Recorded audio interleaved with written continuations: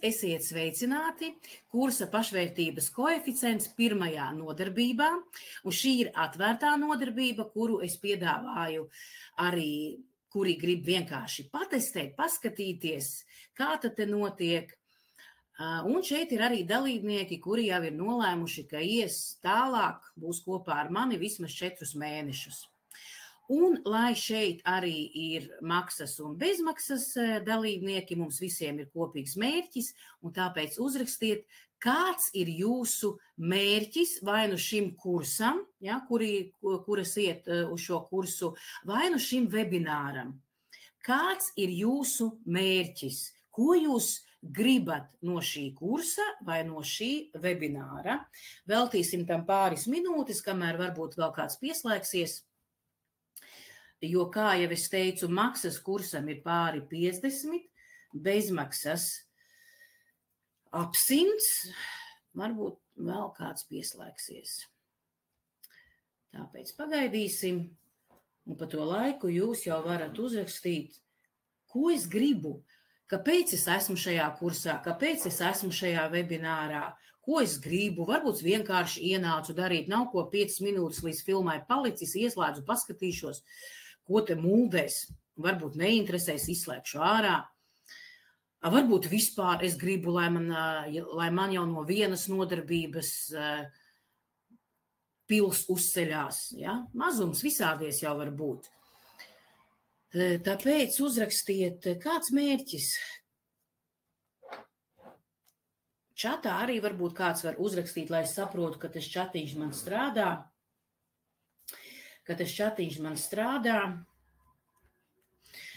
Un kamēr jūs rakstat, tad kāds ir mūsu plāns? Mūsu plāns būs, pirmā daļa būs parasti teorija, un otrā daļa būs vai nu kāds terapeitiskas vingrinājums, vai nu terapeitiskā izstrāde.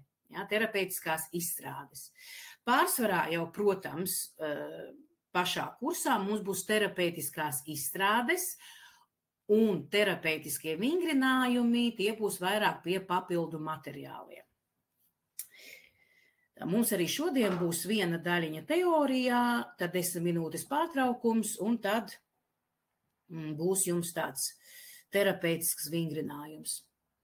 Lai jūs pa pirmo reizi nenogruzītu pārāk, ja? Tā, palasu, ko ta tauta vēlas. Pacelt pašapziņu. Brīvāk izpausties.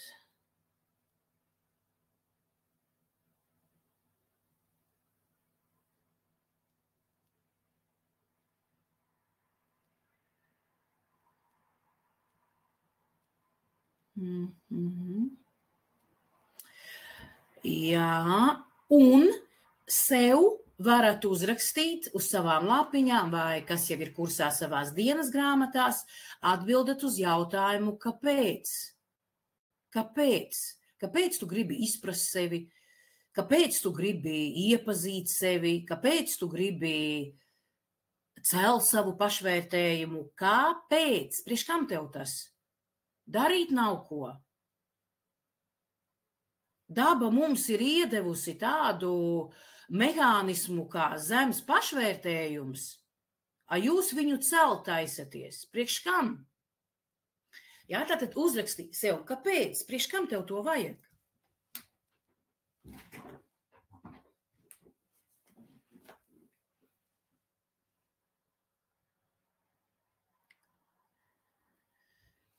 Jā, un šis jautājumiņš, kāpēc?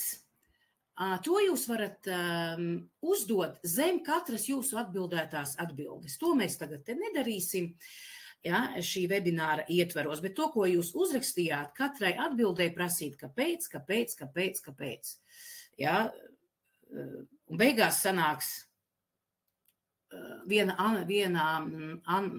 anekdota tāda ir, ja es viņu atcerēšos.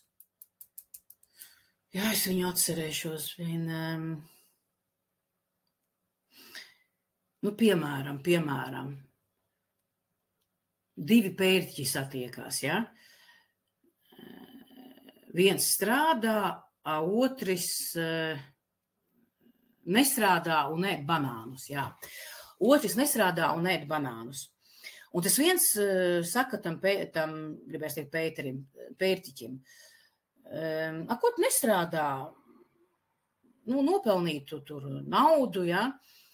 Un tas otrs pērtiķis saka, kāpēc man nauda jāpelna?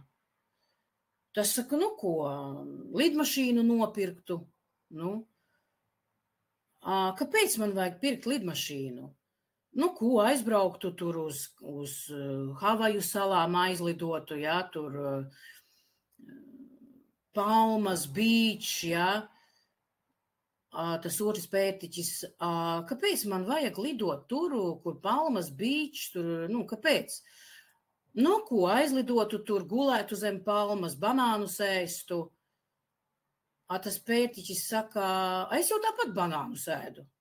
Kāpēc man tur lidot? Kāpēc man strādāt, krāt, nopirkt, ja es jau tāpat ēdu tos banānus bez lidošanas kaut kur citur? Ja? Tāpēc kāpēc jums to vajag? Ja? Kāpēc jums to vajag? To jūs sev atbildēsiet kaut kur savās dienas grāmatiņās uz savām lapiņām. Nu ko, vairāk negaidīšu, jā, vairāk nevienu negaidīšu, kas pieslēdzās, tas pieslēdzās. Kāds noskaņojums jums vispār šovakar uzrakstiet šeit vai pašas sev? Kāds jums ir noskaņojums? Kā jūs jūtaties, kāds ir jums noskaņojums? Un tad arī lēnām mēs sāksim. Kā jau es ierakstīju nelielu video pirms šī kursa, izliku Instagramā vai Facebookā, ka man šodien tāda liela nozīmīga diena, sākās kurs, pašvērtības koeficients, un man gribējās nosaukt, ka šis ir nevis kurs, bet tāds gaidens, ja, tāds ceļvedis, jo kurs tas man kaut kā asociējās ar tā kā skola, tur mācies, un pēc tam ļoti reti, kurš pielieto to, ko viņš ir mācījies. Tāds gaidens ceļvedis, tas ir vairāk par to, ko man darīt, kāpēc man tā ir un ko man darīt. Jā, tātad ceļvedis šajā tēmā pašvērtība, ko man darīt, kā man darīt un kāpēc man tas ir jādara. Ja, 3 jautājumi. Un mans Ilutas Repules piegājiens ir psihosomatiski, psihoanalītisks piegājiens. Ko tas nozīmē? Tas nozīmē, ka es arī to vēlos iemācīt tiem, kuri nāk kopā ar mani, pievēršu uzmanību pilnīgi visam. Tas tā kā Freids ir teicis, dažreiz cigarete ir vienkārši cigarete. Man nav vienkārši cigarete. Es pilnīgi visam pievēršu uzmanību. Un to es arī vēlos ieteikt darīt jums, it sevišķi jums, dārgās dalībnieces, kuras būs ar mani kopā apmēram šos 4 mēnešus, pievērst uzmanību pilnīgi visam. Ar 3 jautājumu palīdzību. Ko man tas nozīmē, ar ko man tas asociējās, kur man tāds jau ir iepriekš bijis. Tad pievērst uzmanību pilnīgi visam. Kas ar jums notiek pirms nodarbības, kas notiek nodarbības laikā, kas notiek pēc, kādas sajūtas. Pievērst uzmanību pilnīgi visam, pierakstīt to sev. To arī varētu saukt par tādu apzinātību, ja, ka es sāku apzināties, ka tas nav vienkārši, es skatos pa logu un tur ir koks tādā zaļā un dzeltenīgā krāsā, un ja sāku domāt, man tas atgādina kursu, kuru es mēģinu apgūt jau gandrīz kā gadu, kas ir pa krāsām. Un tajā kursā es drusku iebuksēju, jo man nepatika, kā man tur viena skolotāja atbildēja, un jums varbūt tieši tas pats. Un dēļ tā, ka man nepatika, kā man viena skolotāja atbildēja, es to kursu pēc tajiem 9 mēnešiem nepabeidzu. Un jums arī varbūt tas pats, ka ja jums varbūt nepatiks, kā es kaut ko pasaku vai es kaut ko atbildu, nedariet manu kļūdu. Dēļ tā, neaizveraties, nenobuksējat, ja, bet runājat, rakstat, šķetinat to vaļā. Ja? Tātad nedarat manas kļūdas. Mācieties no kļūdām. Ok, tā.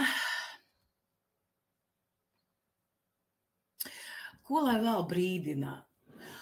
Es jūs vēlos pabrīdināt, ka es arī lietoju necenzētu leksiku, neakadēmisku runu, ja, tāds arī no manis nāk ārā. Tā kā, ja īsti kādai tas nepatīk, tad es nezinu, vai būs vieta šajā kursā. Tā.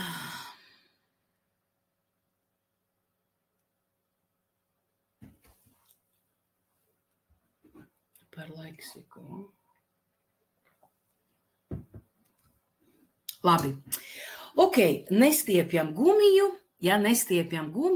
bet dodamies mūsu, varam vaļā mūsu ceļvedi, ja? Varam vaļā mūsu ceļvedi. Tā. Pagaidām, kamēr es runāšu teoriju, jautājumus neuzdodat. Ja jums ir kāds jautājums, ierakstiet to sev. Ja pierakstiet un ja tas būs vēl aktuāls, tad jūs pēc tam vēlāk man to šodien uzdosiet. Un, protams, ka jautājumiem ir jābūt par to, kas būs šīs pirmās nodarbības ietvaros.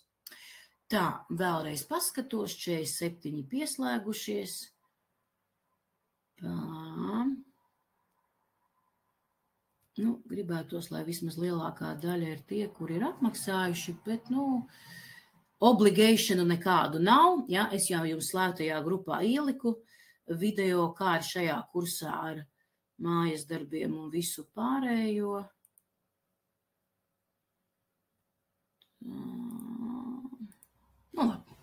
Labi, ko? Varam vaļā mūsu ceļvedi. Tātad tēma pašvērtība. Pašvērtējuma koeficients. Kāpēc šī tēma mani interesē? Kāpēc es veltu šai tēmai tik daudz laiku? Jo es jau biju izveidojusi kursu, kurš bija veltīts pašvērtībai gadus 5 atpakaļ. Un tas saucās, aizmirsu, pašvērtības, kaut kas, atbrīvoties no bailēm. Un, lai arī tas kurs man izdevās to izveidot diezgan spēcīgu, bet arī es attīstos un pilnveidojos, un es nolēmu izveidot nākamo kursu, pēc vairākiem gadiem, un es ļoti ceru, ka šis būs vēl spēcīgāks, vēl vērtīgāks, vēl dziļāks. Kāpēc šī tēma mani interesē pašvērtējums? It sevišķi šī tēma mani sāka interesēt tad, kad es uzsāku pati savu darbību. Un es arvien vairāk un vairāk saskāros ar to, ka tas, ko es saņemšu, cik es saņemšu, kā es jutīšos ierakstot video vai veidojot kādus savus produktus, būs atkarīgs no tā, kāds ir mans pašvērtējums. Būs atkarīgs no tā, cik iekšēji es esmu pārliecināta, vai cik iekšēji es jūtos mazvērtīga, vai vērtīga. Un ja es iekšēji jūtos maza un niecīga, tad, protams, ka man arī nebūs enerģijas, tiesību pretendēt uz kaut ko lielāku. Un pirmām kārtām jau tā ir nauda. Un tad es sapratu, ka ja es strādāšu ar savu pašvērtējumu, ar savu pašvērtību, ja es izstrādāšu dažādus iekšējos stāvokļus, scenārijus, bailes, sauksim par traumām, kuras būs saistītas ar tiesībām runāt, izteikties, pretendēt, pastāvēt uz sava nolikt robežas, būt pārliecinātai, tad es arī loģiski saņemšu vairāk. Tātad, tas, kāda būs mana dzīve, es saukšu to par biznesu. Tas man nav biznesa, es nekāda biznesmene neesmu, bet sauksim par biznesu. Būs atkarīgs no tā, kāds ir mans iekšējais materiāls saturs, ko es domāju par sevi, par citiem, par pasauli. Un cilvēki no manis apzināti vai neapzināti tādā veidā nolasīs, uz ko es pretendēju. Ja? Cik tas, ko es dodu cilvēkiem, cik tas viņos atsaucās, kā viņi mani izjūt, kādu viņi mani izjūt. Tātad, uz ko es varu pretendēt un uz ko es vēl neesmu izaugusi, lai pretendētu. Un es sapratu, ka es noliku pie malas visu ārējo, ja, visu to, visi notikumi, viss, kas manā dzīvē notiek. Es pārstāju ņemties ar to, kas ir ārā, un es sapratu viss. No tās dienas, cik gadi atpakaļ, es sākšu strādāt tikai ar to, kas man ir iekšā, ar iekšējo. Tāpēc, ka tas, kas tur ārā, es to nevaru mainīt. Bet tas, kas manī ir iekšā, es to varu mainīt. Un tāpēc, ja ar mani kaut kas dzīvē notiks, es vienmēr sajūtu, kā man tas liek justies, kā tas ir par mani, lietojot dažādus savas tehnikas jautājumus, un es šo tēmu sevī strādāju. Vienmēr un ar visu. Tāpēc, ka es sapratu, kāda jēga man ņemties, ka tas Mārtiņš vai Ilze man tur kaut ko pateica. Ko man tas dos? Kas es viņiem tur? Purnu iešu maukt. Es neprotu pat kauties. Ja godīgi, es neprotu kauties. Vienreiz dzīvē vispār esmu kāvusies. Tas bija Kojās, 16 gados dzīvoju kopā ar tādu nabaga sarmīti, ja, gribētu viņu satikt. Nabaga cilvēks, dzīvoja viņu vienā istabiņā, matus viņai plēsu. Ja, tas bija vienkārši ārprāts. No kurienes man tāds spēks bija, nezinu, bet ar viņu es tur kāvos. Ar viņu es tur kāvos, viņai mieru neliku. Vienmēr sakot, es nolēmu, ka viss, kam es veltīšu savu dzīvi, laiku, būs, es strādāšu ar to, kā man liek tas ārējais justies. Un es sapratu, ka strādājot ar iekšējo, tam ir arī rezultāti. Mazāk, vairāk, ātrāk, lēnāk, bet tam ir rezultāti. Un viena no emocijām, kurā ir saistīta ar zemo pašvērtējumu, ir, protams, kauns. Ja, kauns. Un pašvērtējums visciešākā nozīmē ir saistīts ar emociju kauns. Un tad, ja es kaunos, ja es saraujos, ja, tad cilvēki var nolasīt, uz ko es pretendēju, vai viņi man dos, vai viņi man nedos, vai es to varēšu paņemt, vai, ja es nejūtos cienīga to paņemt, ja, piemēram, tas ir apbalvojums, apmaksa, ja, par manu darbu. Un tāpēc visa mūsu dzīve no piedzimšanas līdz pat nāvei, es tā domāju, es nezinu, bet vismaz no piedzimšanas līdz, kamēr jau mēs dzīvojam, tie ir centieni aizsargāt savu pašvērtējumu, savu pašapziņu no sagrūšanas, no uzbrukuma, jo tieši mūsu pašvērtējums noteiks mūsu tiekšanos uz labāku dzīvi, komfortablāku dzīvi. Un sekojoši, ja, tieši mūsu pašvērtējums noteiks mūsu likteni, mūsu dzīvi, mūsu sajūtas. Ja, tad tā ir pirmā hipotēze.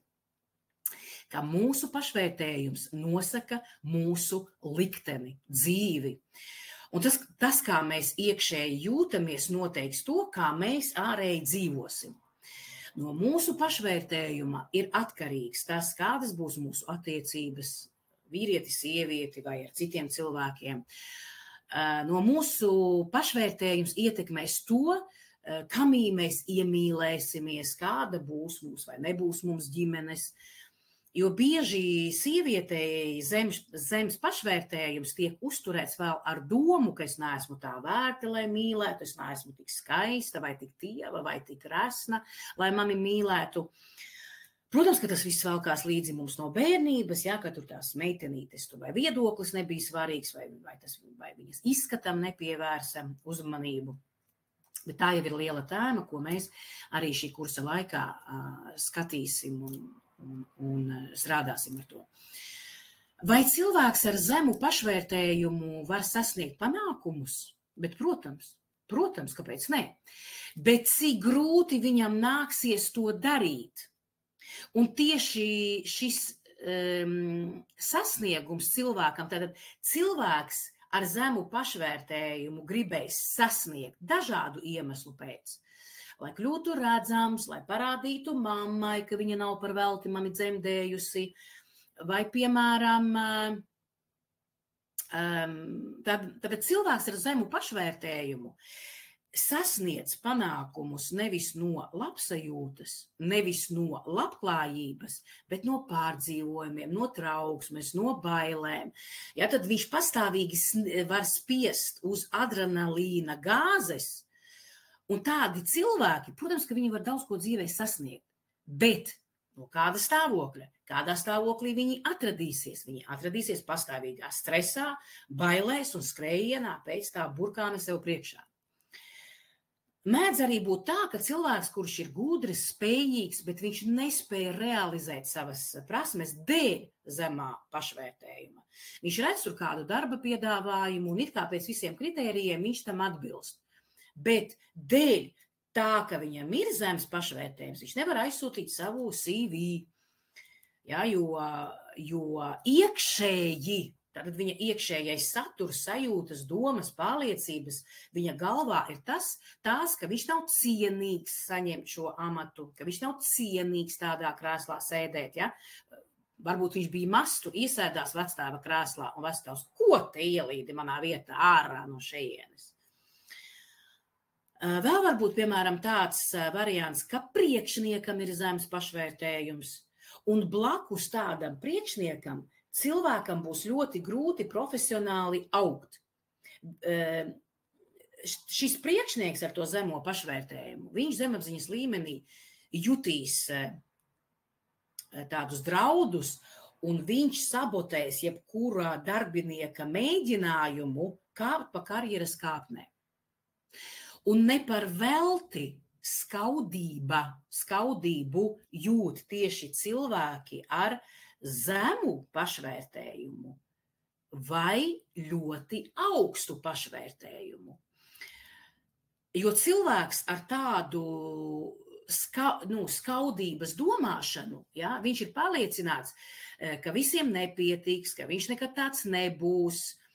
Un, ja kāds, piemēram, sasniegs to, ko viņš grib, bet viņam tā nav, bet tam otram tas ir, tad tam cilvēkam ar šo skaudības sajūtu viņš domā, ka viņš nesaņems, ka vairs nav. Ja, kad viņam ir tāda mašīna, viņam vairs tādas nebūs, tāpēc, ka viņam jau tāda ir. Ja, tad tā ir skaudība, tā ir sajūta, ka man kaut kas nav ticis, jo to saņēma kāds cits. Viņam tika, man ne.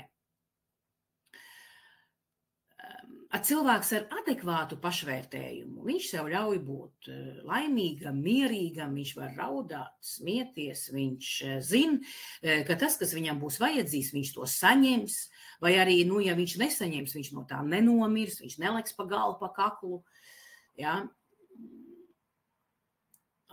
Vistām pakaļ uz lielveikalu pēdējā vista palikusi. Kāpēc daba ir izveidojusi zemu pašvērtējumu, par to mēs runāsim nākamajā nodarbībā. Vēl pie tāda ievadiņa, tātad no tā, kāds būs mūsu veselības stāvoklis, par to arī atbild pašvērtējums. Par to atbild pašvērtējums. Piemēram, zemes pašvērtējums tur var izraisīt matu izkrišanu, zobu, kaulu problēmas, valodas raustīšanās, sarkšana, pēdu sāpes. Pārāk augsts pašvērtējums tas var izraisīt kuņģa problēmas, kuņģa sāpes, barošana trakta problēmas, ar plaušām var būt problēmas, ar acīm, ar vairogdziedzeru. Jo augsts pašvērtējums, tas ir tas pats zemais. Bet tas, kas ir ar augstu pašvērtējumu, tas cīnās ar zemu pašvērtējumu, slēpjās. Ja? Var teikt, viens un tas pats. Un varbūt, ka tas ar to zemo varbūt pat izdzīvos drusīt ilgāk nekā tas, kas ar to augsto, jo tas visu laiku stresā, tas sirds, tad asinsspiediens viņam. Tas, kas ar to zemo, kas viņam, anēmija var būt, ja, zems asinsspiediens, bāls pastaigās. Jo galvenie audi, kas nosaka mūsu struktūru, tur sejas liftingu, ja, lai seja nebūtu nokarājusies, orgānu novietojumu, stāju, tie ir savienojošie audi. Un tie ir pirmie, kuri reaģēs uz devalvācijas konfliktiem. Uz devalvācijas konfliktiem. Un cilvēki ar adekvātu, normālu pašvērtējumu noveco lēnāk un skaistāk. Ja,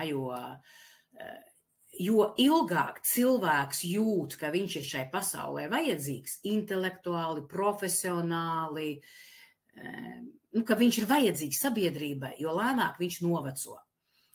Ja, piemēram, cilvēks pelnīja savai dzīvei ar intelektu, un tādējādi viņš jutās vajadzīgs. Un tad notika izmaiņas, ja, tur, piemēram, agrāk nebija datoru, pēc tam parādījās datori, un viņa zināšanas vairs nebija vajadzīgas, un šis cilvēks aizgāja pensijā, un viņš palika bez kāda veida, kā sajust atzinību. Un viņam sākās strauji pašvērtējuma kritums, strauja novecošana un nāve. Jā, tad lielākai daļai cilvēku aiziešana pensijā patiesībā var būt kā neliela nāve, jo viņi dzīvo savai karjerai, vai dzīvo savai karjerai vai saviem bērniem, un tad, kad viņu tur uzņēmuma durvis tiek aizvērtas, bērniem sava dzīve, nav iespējams saglabāt savu nozīmīgumu, līdz ar to strauja novecošana un lejupslīde. Ja, un lejupslīde. Un tāpēc, ka mēs visi esam dabas bērni, ja, un dabā viss nederīgais vai to, ko neizmanto, ja, tiek iznīcināts, tāpēc tiklīdz jūs pārņem tāda bezjēdzības un pamestības emocija, jūsu ķermenis sāk mainīties.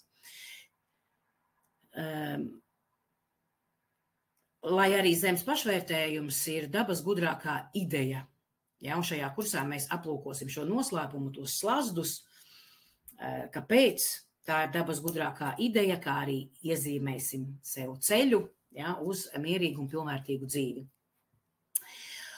Un tāpēc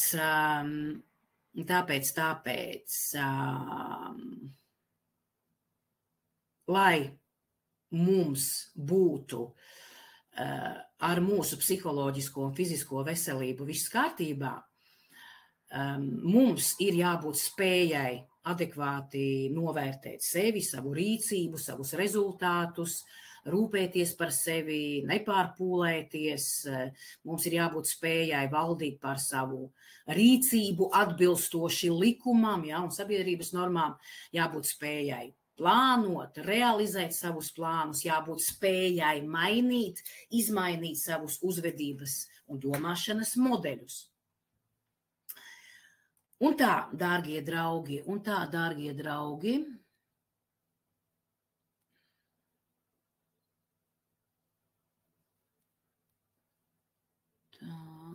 kur tad tas slaidiņš? Vai tā nav?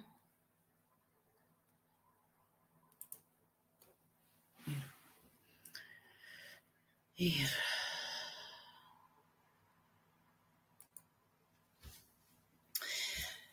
Tātad mūsu galvenie dzinēji uz priekšu ir izdzīvot un vairoties.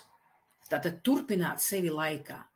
Tas ir tas, kas mūs dzen uz priekšu, tas ir tas, kas mums liek kustēties, darboties, kaut ko darīt, pelnīt, ar citiem cilvēkiem satikties, ja, lai tur viens no vientulības nenomirtu, nesapūtu. Un tāpēc, lai mēs varētu izdzīvot un vairoties, mums ir tas saucamais iekšējais burkāns, ja? Un to iekšējo burkānu mēs sauksim par motivāciju. Tas ir tad, kad mēs nodarbojamies ar to, kas mums patīk, kad mums ir ko darīt, ja? Kad mums ir motivācija darīt, kad mēs jūtam sevi pieprasītu, svarīgu, vajadzīgu, tas, ko es daru, tas ir vajadzīgs citiem cilvēkiem, ja? Un tas mūsos izauc tādas pozitīvas sajūtas. Ja mūs nekas nedzītu uz priekšu, ja mūs nekas nedzītu uz to, lai mēs vairotos, tad mēs nevairotos, un mūs šeit šodien nebūtu. Tāpēc arī seks ir viens no pašām spēcīgākajām labsajūtām. Vai, piemēram, izdzīvot, ja, tad viens ir vairoties, pagarināt sevi laikā, bet tas nenozīmē, ka ir visu laiku seksu jānodarbojas un lai būtu bērni.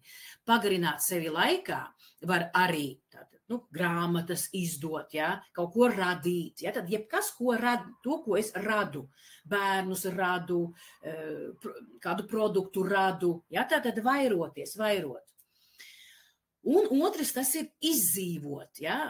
Ir cilvēki, kuriem patīk tāda sajūta, viņš izveido sev tādus apstākļus, lai viņam būtu tāda sajūta, ka vai es izdzīvošu, vai es neizdzīvošu.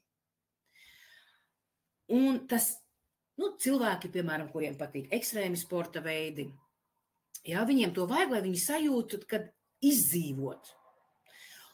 Tāpēc, ka tie cilvēki gūst spēcīgu baudu no tā, ka viņi izdzīvo. Ja, katru reizi, kad viņi tur lec ar izplatinājēju, vai viņiem ir tāda sajūta, ka viņi bēg no nāves, ja, ka viņi izdzīvo, viņus pārņem tās spēcīgs adrenalīns, jo viņš izdzīvoja, viņš sajūta, ka viņš ir dzīvs, ka viņš dzīvo, un viņš to darīs atkal un atkal un atkal, jo tas adrenalīns viņam jau paliek tā kā atkarība, ja, tā kā narkotikas. Un tādā veidā mēs šos divus stāvokļus sauksim par laimi. Ja? Laime, ka es to varu radīt, laime, ka es izdzīvoju. Ja? Un tāpēc laime būs atkarīga no šiem diviem faktoriem.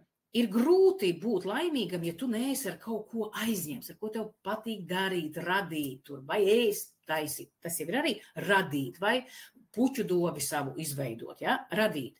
Tad ir grūti būt laimīgam, ja tev nav tādas patīkamas nodarbošanās, ja nav mērķu, plānu, sapņu,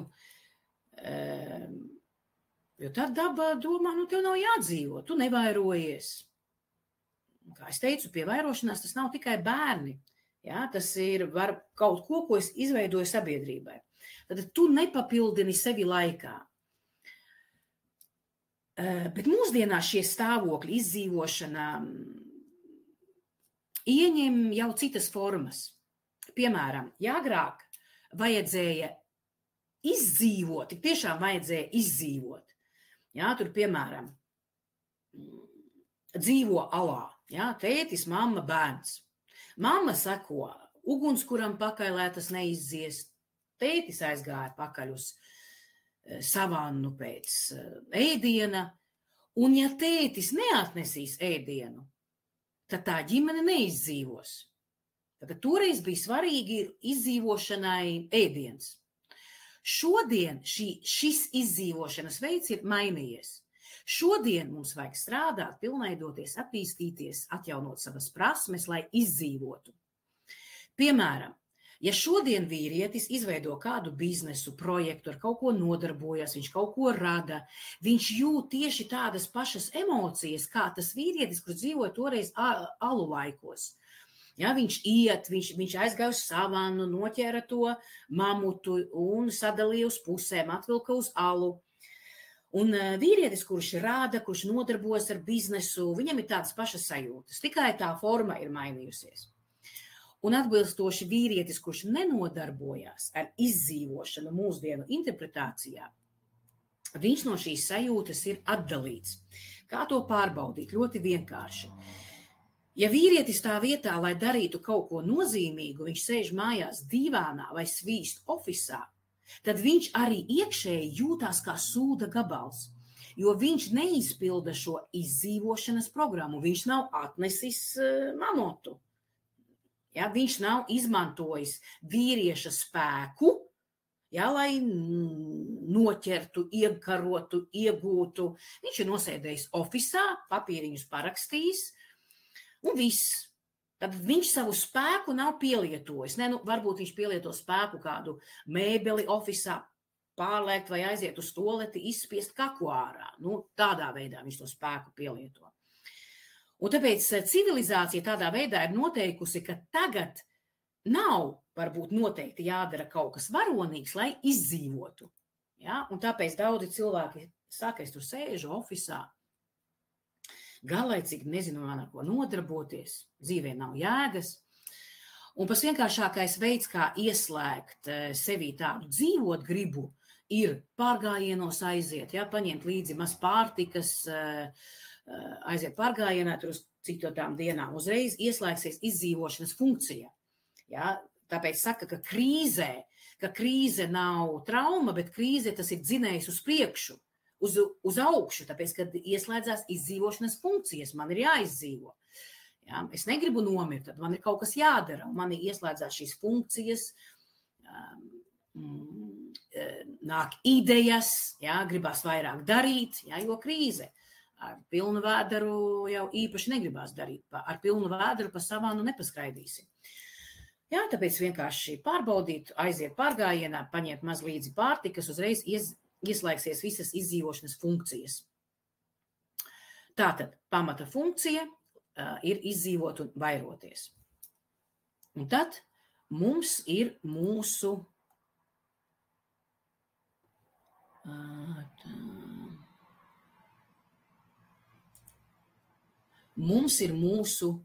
es. Ja, mums ir mūsu es. Tātad es. Ja, sajūtiet katrs es, savu es. Ja, variet sev izrunāt. Es esmu. Es. Sajūtiet es. Un mums ir attieksme pašiem pret sevi. Tātad, kā es attiecos pret sevi?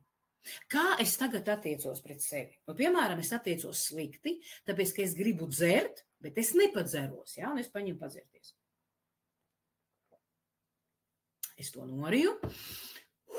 Es pret sevi attiecos labi.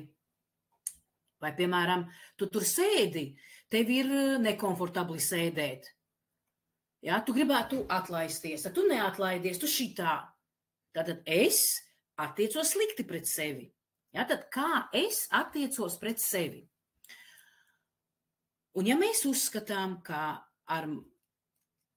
kad ar mums ir viss kārtībā, ja, kad ar mani ir viss kārtībā, es esmu pelnījusi dzīvot, vairoties, ka es esmu pelnījusi saņemt citu mīlestību, labu algu, labas attiecības, labas drēbes, labas kurpes, labu pārtiku. Un tad es jūtu sevi mierīgu un pārliecinātu, ka es iederu šajā pasaulē, ka es esmu šīs dzīves vērts. Tātad esmu es, un man ir kāda attieksme pret sevi, man ir pārliecības kādas par sevi, kāda es esmu, kas es esmu, uz ko es varu pretendēt, uz ko es vēl nevaru pretendēt, un kas es tāda esmu, un kā es esmu šajā pasaulē vērta. Un ja man ir bāzes pārliecības, ka ar mani viss ir kārtībā, un es esmu izdzīvošanas un vairošanas vērta, tad pēc noklusējuma es jūtos labi, droši labi, un varu pāriet uz nākamo etapu. Nākamais etaps tā ir pasaule. Un ja man ir negatīvas pārliecības vai domas par sevi, un ja es uzskatu, ka es esmu slikta, maza, nevērtīga, kaut kā necienīga, tad evolūcija man saka priekšā, kas man ir jādara. Un kas man ir jādara? Man ir jādod vieta citam. Tas, kurš jūtas vērtīgs, tas, kurš jūtas pārliecināts, kurš uzskata, ka tas, ko ir izveidojusi daba, ka tas ir vērtīgs. Bet ja es par sevi domāju kā nevērtīgu, tas nozīmē, ka es kritizēju dabu, ka tā sanāk ir izveidojusi šito mani kaut ko nevērtīgu, nederīgu. Un tad, protams, daba dos vietu tam, kurš grib iet, darīt, izpaužās, nevis domā, kā viņš izskatīsies citu priekšā, bet viņš domā, ko viņš var tiem citiem nodot. Un tad daba dos viņam vietu. Ej, tas ir acīm redzami. Vēlreiz, ja es saprotu, ka mana attieksme pret sevi ir mīlestības cieņas pilna, ka ar mani viss ir kārtībā, ka es varu efektīvi sadarboties ar ārējo pasauli, es varu izdzīvot, es varu turpināt sevi laikā ar dažādiem saviem produktiem. Tad daba, labi, dzīvo. Ja, gribās teikt, neņems Covidiņš, ja, tevi. Bet, ja man ir destruktīvas pārliecības par sevi, man nav kontaktā ar ārējo pasauli, ja, ir sevišķi Covida laikā, ja, tad izolācija. Ko nozīmē nav kontaktā ar ārējo pasauli? Piemēram, es varu būt skaudīga uz tiem, kas dara, ja? Un man tāda škrobe, tāda skaudība, kas ieraugu, ka tai tur ir tāda tačka nopirkta, ja? Ka es varu palikt zili bāla no tās skaudības. Man ir skaudība, tāpēc labāk es neejus, uz viņiem neskatos, man sākās problēmas, man ir klepus, man sāk plaušas sāpēt, man ir bronhīts, vēl kaut kas, bet tas ir tikai tāpēc, lai es neietu ārā un uz viņiem neskatītos. Tāpēc, ka man skauž. Man ir skauž, ka viņiem ir un man nav. Tātad no evolūcijas puses tas nozīmē, ka es esmu kā vāja būtne, ka es nepielietoju to potenciālu, ko man ir ielikusi māte daba. Un tas nozīmē, ka, ja jau tu esi tik skops, žmoģina, ja tāda, tad tev ir jādod sava vieta, kurš ir pārliecinātāks, ja? Kurš nedomā par sevi, kā es tur izskatīšos, ja? Vai man viņi tur iedos, samaksās vai ne, bet kurš domā, ar ko es varu dalīties ar tiem citiem, ko es varu dot, ja, šai dzīvei. Tad dabā, teiksim, jādod ir priekšroka tam, kurš grib dot, un kurš ir arī spējīgs atpakaļ paņemt, ja? Nav tikai dot un nē, man neko atpakaļ nevajag, tā arī nē. Jo, ja daba atstās tādus vājos, un tos, ja vairosies vājie, kuri uzskata, ka ar viņiem nav viss kārtībā, tad evolūcija pazudīs. Ja, piemēram, ir tādi cilvēki, es ceru, ka šajā kursā nebūs tādi, bet, ir tādi. Viņi ieņem tādu pozīciju, nevajag, neprasi man neko, neaiztiec.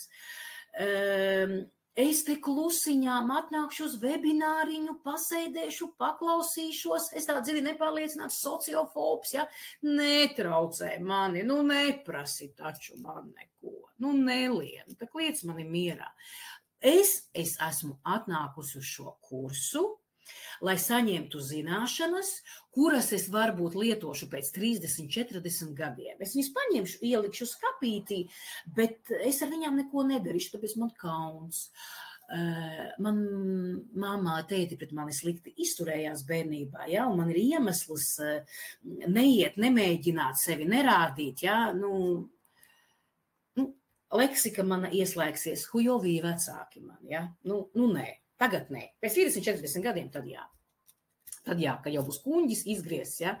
Zarnai trūba jau iemaukta, ja? Uzlikts elpošanas aparāts ausīs, dzirdes aparāts jau sabās, ja? Bet, es nevaru iet un izpausties, jo mani vecāki mani bērnībā kritizēja, ja? Tātad es nekur nelīdīšu, viss tāds, ja? Un, diemžēl, nestrādā tāds modelis. Tāpēc, ka tieši tas sociofobs pie sevis pievilks vairāk agresiju. Kāpēc tā notiek? Tie, kuri ir likuši tiesības, zina nepārliecinātos šoferus, ja, nepārliecinātā braukšana. Tas ir tad, kad šoferis brauc pa to ceļu, ja tāds nepārliecināts, viņš tur lēnāk brauks, vai lai visi viņu apdzen, ja.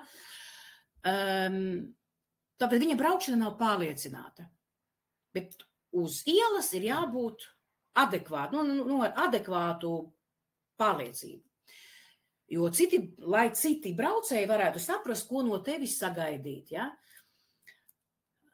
Ja tu uzvedīsies neadekvāti tāds sasprindzis, rimstīsies, tad arī pret tevi tā citi braucēji izturēsies, ja?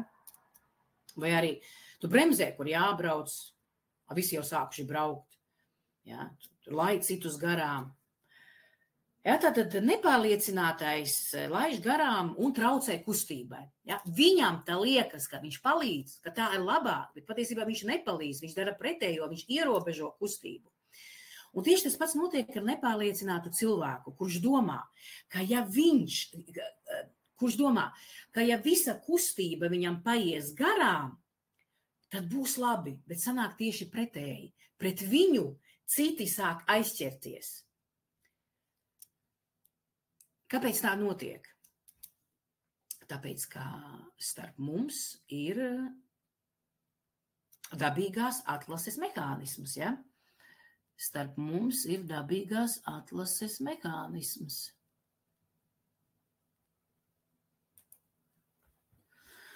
Starp mums ir dabīgās atlases mehānisms un cīņa par resursiem.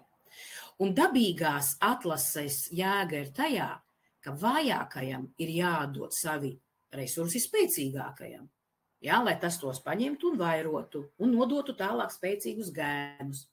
Un tāpēc cilvēks, kurš nav par sevi pārliecināts, kurš no visa baidās, viņš apkārtējos provocē uz agresiju. Ja, kā saka, upuris vienmēr izveidos vai atradīs savu agresoru. Tad viņš provocē uz dabīgo atlasi. Tie citi, viņi jau neapzinās, ka tas tā notiek. Tas viss strādā tādā kolektīvās zemapziņas līmenī. Viņi var pret to cilvēku attiekties, piemēram, nemaisies te pa kājām.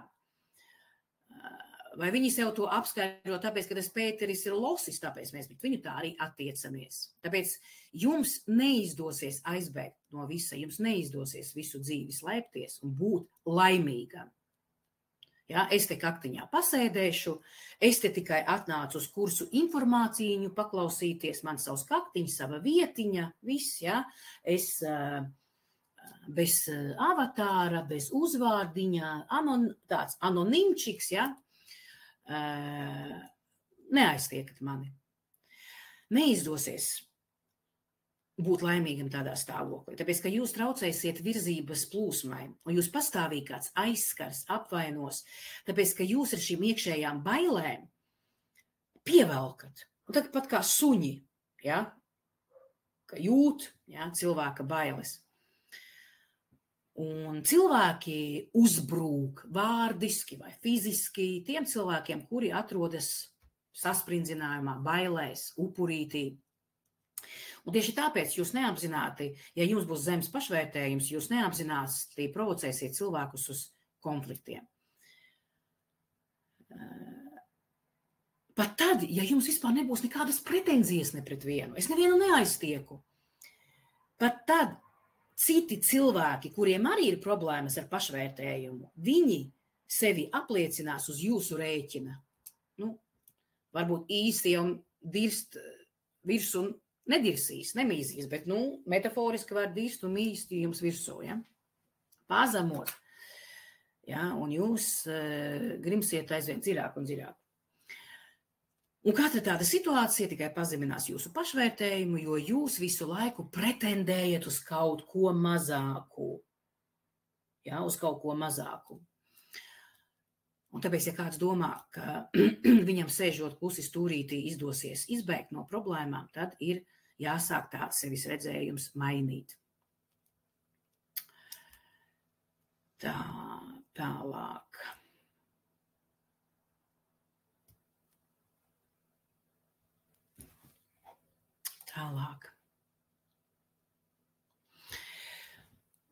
Un tālāk tātad, ja tomēr es jūtu, ka ar mani viss ir kārtībā, es eju šajā kursā, es pielietoju visus instrumentus, daru visu, ja? Es pret sevi attiecos ar cieņu, un es zinu, ka es esmu cienīga saņemt visu no šīs pasaules. Tad man izveidojas veselīgas attiecības ar pasauli.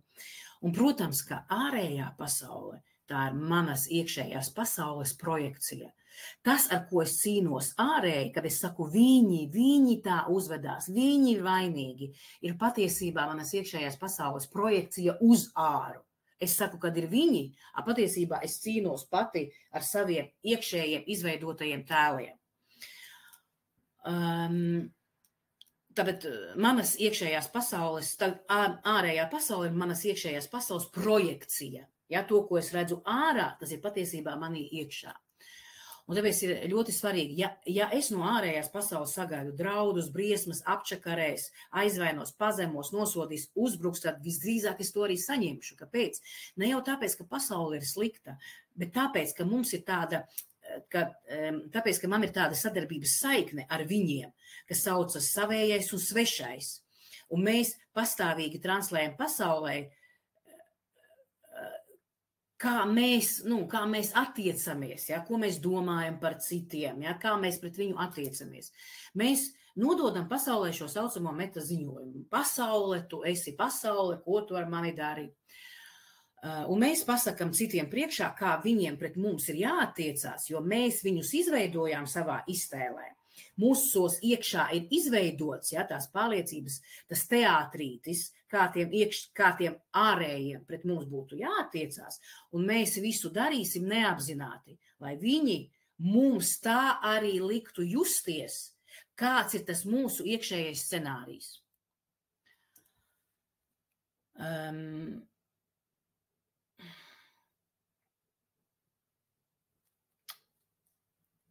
Bet ja mēs nolaidīsimies līdz tādam bērnu dārza līmenim, ja nu līdz bērnu līmenim, tad mēs bērnu dārzā starp bērniem un arī cietumā var ieraudzīt reālo pasaules modeli. Nu kā ir vispār pasaulē dabā iekārtots? Piemēram, ir bērnu grupiņa, ja, tur 2, 3 gadiņi, 3, 4 gadiņi, un tādā grupiņā ieved puisīti. Un šis puisītis par sevi nepārliecināts, nadziņus grauž, nobijies, ja, trīc, tāds zaķītis, ja, kautrīgs, bailīgs. Tad ko citi bērni darīs? Nu, varbūt sākumā nāks pārunāt, ja šis turpina būt kautrīgs, nu, tad iebukņīs, kaut ko atņems, ja, kaut ko izdarīs viņam. Ne jau tāpēc, ka tie bērni ir slikti. Bērni ir normāli, viņi nav ne labi, ne slikti. Viņi pret to puisīti izturēsies tā, pēc tāda mehānisma, kā viņos ir ielikusi daba. Dabīgais atlases mehānisms, kas regulē šīs visas attiecības.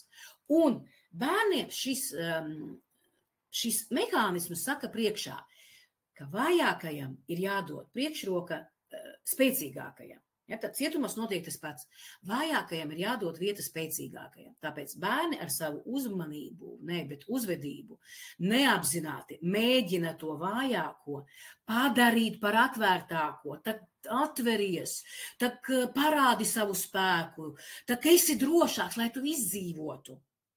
Viņi mēģina viņu padarīt par drošāku, spēcīgāku, bet ārēji tas izskatās, ka viņi viņu bulingo. Ja, bet viņi viņu nebulingo, viņi viņu vai atveries, esi ar mums, neesi snobs, neesi pret mums. Ja nē, pa klinti lejā. Kāpēc? Tāpēc, ka mēs visi cīnāmies par resursiem. Un resursi, viņi jau arī ir ierobežoti. Ja, ja tur ir tā vieta, 3 mājas Mārupē uzceltas, tad viņas ir. Un kurš jutīsies pārliecinātāks, tas arī to māju tur dabūs. Ja, jo agrāk bija sarežģīti iegūt resursus. Tu varēji nogalināt tikai vienu zvēru. Ja?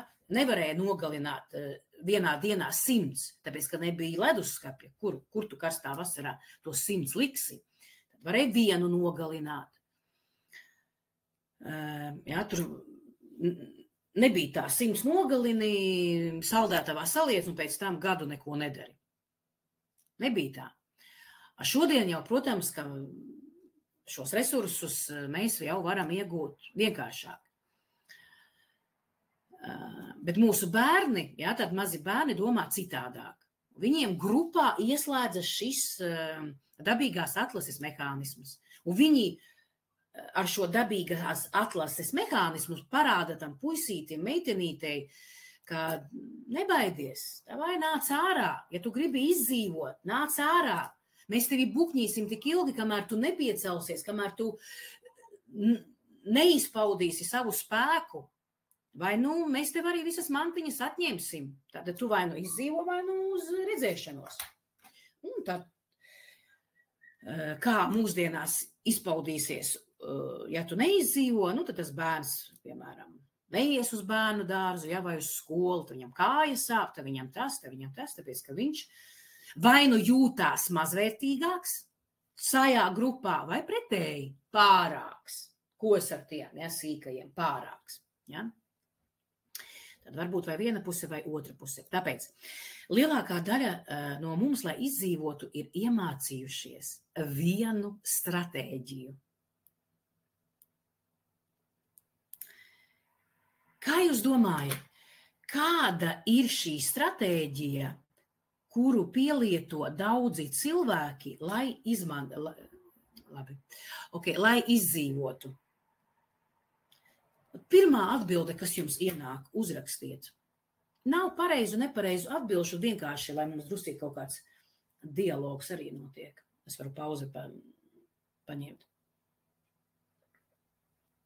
Ceru, ka jūs tur neguļat.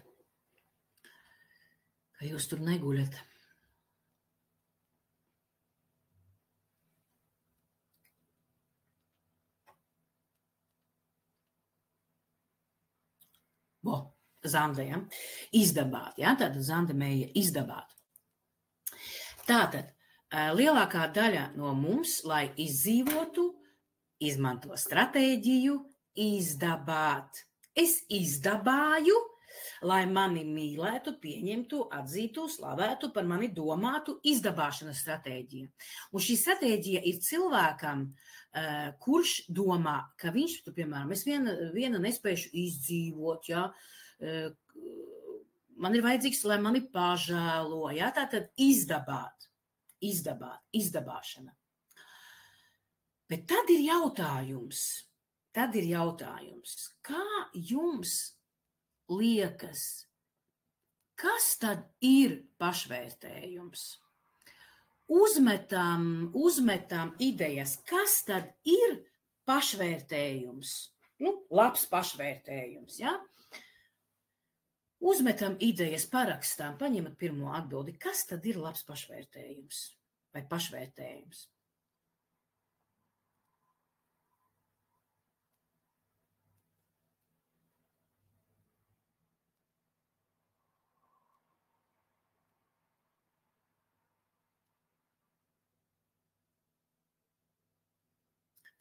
Cieņa pret sevi, jā.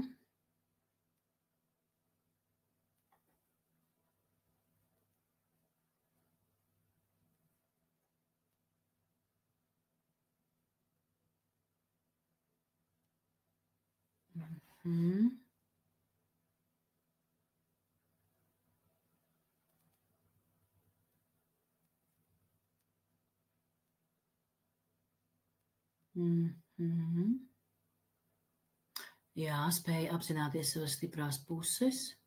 Jā. Tātad. Pašvērtējums, jā, pašvērtējums. Tas ir prasme tik galā ar grūtībām, tātad adaptēties, jā, atrast risinājumu situācijai. Tā ir pašcieņa. Tā ir savu stipro un vājo pušu pazīšana, tā ir sevis zināšana, ja, tad, ko es varu, ko es nevaru.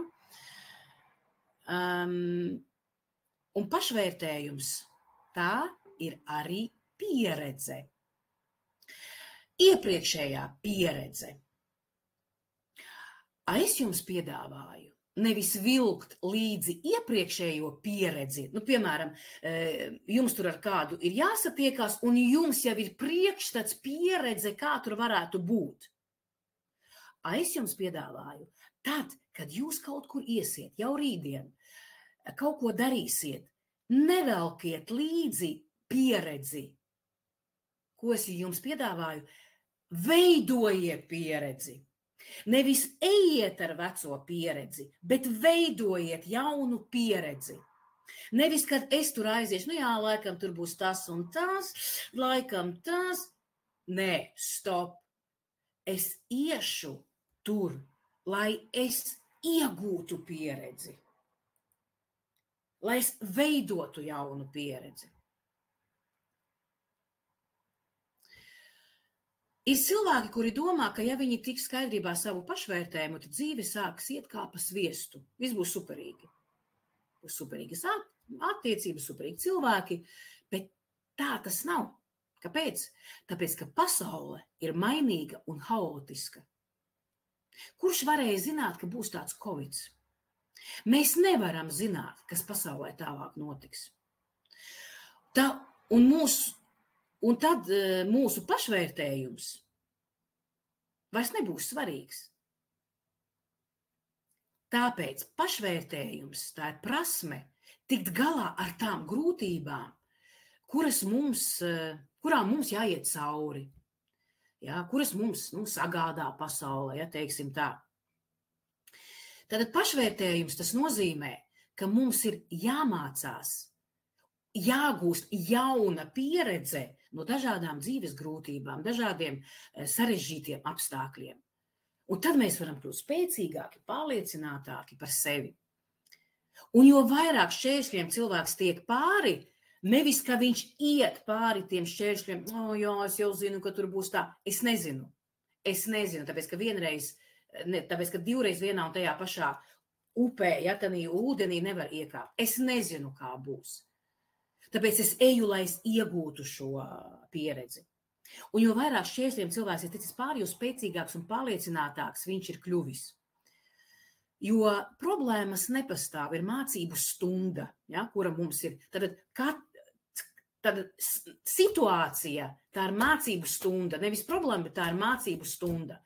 Un kā es šai mācību stundai iziešu cauri? Vai kā upuris dzīve, ja, suka tāda, vai kā uzvarētājs. Es tik daudz ko no tās situācijas ieguvu. Ja? Jo, piemēram, cilvēkam var būt milzīga dzīves pieredze, bet viņš to, kas ar viņu ir noticis, var uztvert kā traumu, kā kaut ko briesmīgu. Un tas viņam liek justies vājam, ja? Kad es neiešu, nedarīšu, jo dzīve vispār ir nekāda. Un viņam paliek arvien sliktāk, un viņš slīd lejā. Ja, un tāpēc veselīgs pašvērtējums ir bultiņa uz augšu. Es iešu, lai iegūtu pieredzi. Neveselīgs, es no pieredzes zinu, ka tur būs tā, un es eju lejā. Ja, tātad es neeju uz augšu, es neattīstos. Tāpēc pašvērtējums palīdz uzņemt dzīves notikumus kā pieredzi un nevis kā traumu, un mācīties no šiem notikumiem un situācijām, kļūt par viedāku un veiksmīgāku. Ko nozīmē cilvēks ar veselīgu pašvērtējumu? Ko? To, ka viņš to situāciju uztver nevis kā traumatisku pieredzi, bet viņš paskatās kā uz vienkāršu situāciju, kā uz mācību, ko viņam bija sagatavojusi dzīve, ja, daba, viņa dvēsele, ja, sauciet, kā jūs to gribat. Un cilvēks ar zemu pašvērtējumu uzņem situāciju nepatīkamu, traumatisku, man nekad neveicās, kāpēc ar mani tikai tā notiek, viņi sukas visi tādi, ja. Bet, cilvēks ar veselīgu pašvērtējumu paskatās uz to situāciju, paņem no tās pieredzi, lai virzītos tālāk, varbūt pasmaida par situāciju. Jo, ja tajā situācijā fizisku draudu nav, tad viss, tā situācija nav briesmīga. Fiziski draudi nozīmē, ja tevi nenosita, ja tu esi šajā webinārā, tad fiziski draudi tur nebija. Ja tu nenojūdzies, prātā nesajuki, psihēmē mēsi, tad tur nebija draudu. Tad mēs piešķiram nozīmi, ka tur bija fiziski draudi. Fiziski draudi tas ir tad, kad tevi nosita. Tad ir fiziski draudi. Jā, tad kritērijs tam, ka ir jāpārdzīvo, jābaidās, tie ir fiziski draudi. Ja nav fiziski draudi, tad ir jāatrisina. Ja, piemēram, jums kāds pateica kaut ko sliktu, stulbene. Ja tev ir normāls pašvērtējums, tu vari pārēkt par to. Vai ko? Saka. Tur tie nav fiziski draudi. Bet ja tev cilvēks skrien ar nazi, un bļauj, Ilze, es tevi nositīšu. Protams, ka tie ir fiziski draudi. Tu nevari teikt, jā, sit mani nos, man ir veselīgs pašvērtējums. Nē, tas nav veselīgs pašvērtējums, tas ir stulbums. Ja, tak stulbs, tev tad draudi dzīvībai, beidz prom. Ja, tad, ja nav fizisku draudu, tad to var atrisināt.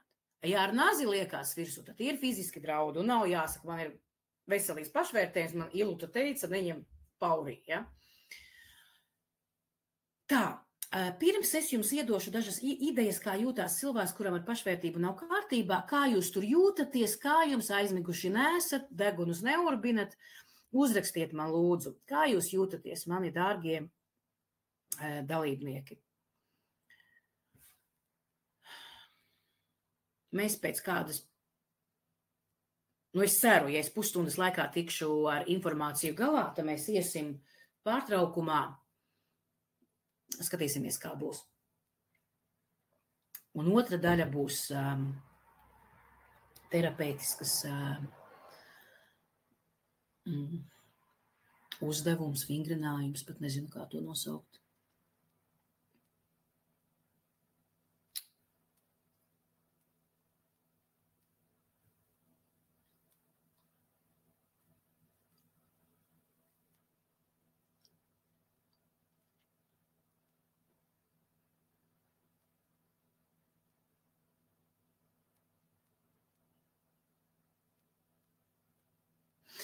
Varbūt ir kādai, kurai liekas, ko tik gāri, ko velk.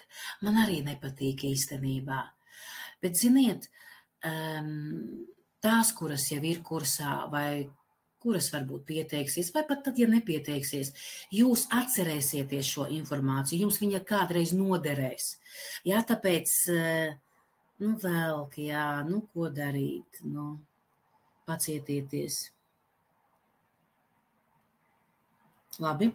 Ok. Iedošu jums dažas idejas, kā jūtās cilvēks, kuram ar pašvērtību nav viss kārtībā. Un jūs jau sev varat atzīmēt, ja, prasat, kā tas par mani, kur man tā bija, ja, tad atzīmējiet. Piemēram, ja jūs sākat novērot, ka kaut kas ir ne tā, kontaktās starp mani un pasauli, starp mani un manu partneri, starp mani un maniem vecākiem, starp mani un maniem darba kolēģiem. Un tev var būt sajūta, ka tevi nevērtē vai kaut kā necienīgi pret tevi izturās vai atļaujas kaut ko sarkastisku pateikt tev vai kaut kādi kritiski pārmetumi vai kad cilvēki pārkāp tavas robežas, tavā teritorijā nāk nelūgti. Vai, piemēram, viņi attiecas pret tevi tā, it kā tu viņiem būtu parādā. Vai arī, piemēram, tu sāc justies, ka tu viņiem it kā esi parādā. Ja tev tā ir, tas nozīmē, ka tev sevis vērtība ir pagriezta ar kājām gaisā. Ka tev ir kaut kas jāpiecieš, jāizdabā, nevar arī brīvi runāt, teikt, ja šis apvainojās, tad tev ir jāpakārtojās zem kāda. Un ja tev ir sajūta, ka tu taču esi garīgs cilvēks, tev taču ir jāizdabā, tev taču ir jāpacieš, ja? Tāda upura pozīcija, ja? Tas nozīmē, kāda ar pašvērtību nav viss kārtībā. Vai, piemēram, ja tev ir sajūta, kad, ja ne es, tad kurš viņus izglābs? Kurš viņiem palīdzēs? Kurš? Ja es viņus neizglābšu, viņi nomirs. Man ir viņi jāglāb, man ir jāmācās vairāk, lai es viņus varētu izglābt. Tad tev ir glābēja pozīcija. Jā, tātad tavs pašvērtējums, ka tu esi, arī var teikt parādā, ja, ka tas ir tavs pienākums glābt. It kā tiem cilvēkiem tajā otrā pusē, it kā viņi būtu dārzeņi, it kā viņi būtu stulbi dārzeņi, paši nezina, pašiem nav resursu, ideju, kā iznākt no šī sliktā stāvokļa. Vai, piemēram, tev ir tāda sajūta, ka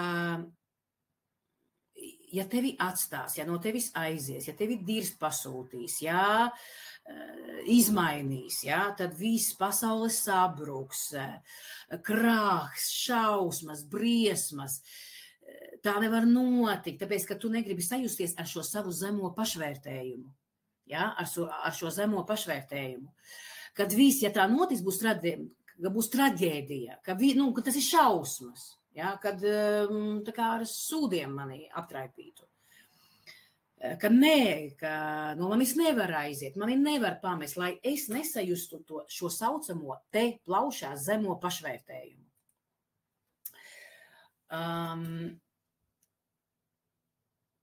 Un, piemēram, lai tas nenotiktu, piemēram, ko tu vari darīt?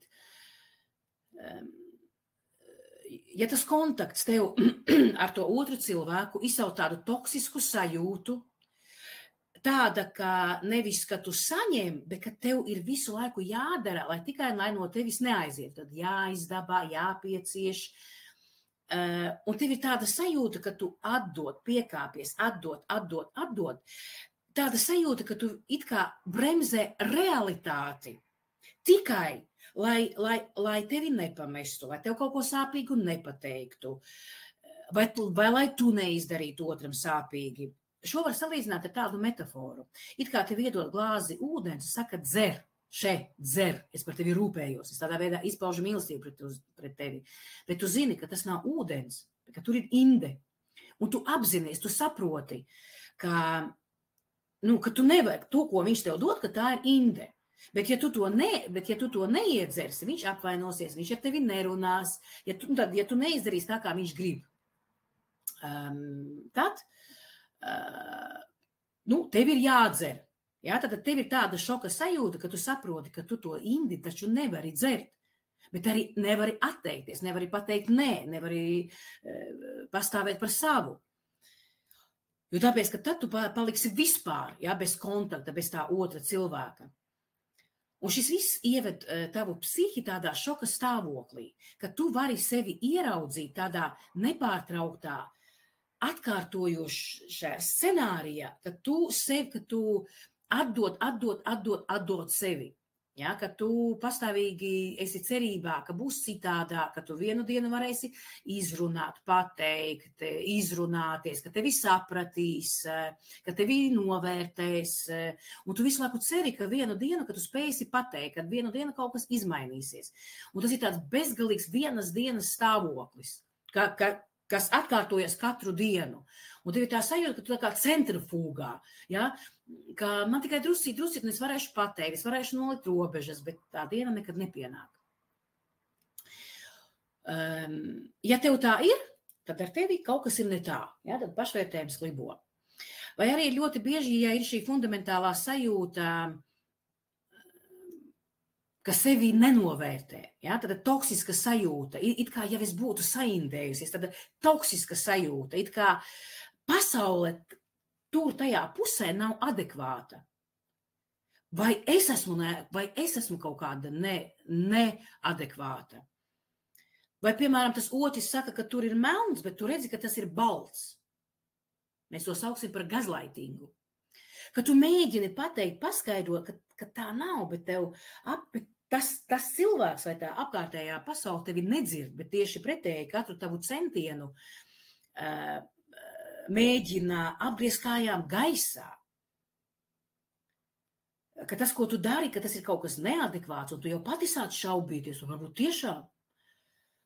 Ja? Un tad notiek tāda kā konkurence starp realitāti un realitāti. Ja, tad starp jūsu realitāti un to cilvēka realitāti, ka it kā tev vajag censties, lai pierādītu savu realitāti, lai tev būtu taisnība, bet tā otra puse tavus centienus uzņem kā uzbrukumu vai arī sajūta, ka kāds no jums te nav adekvāts.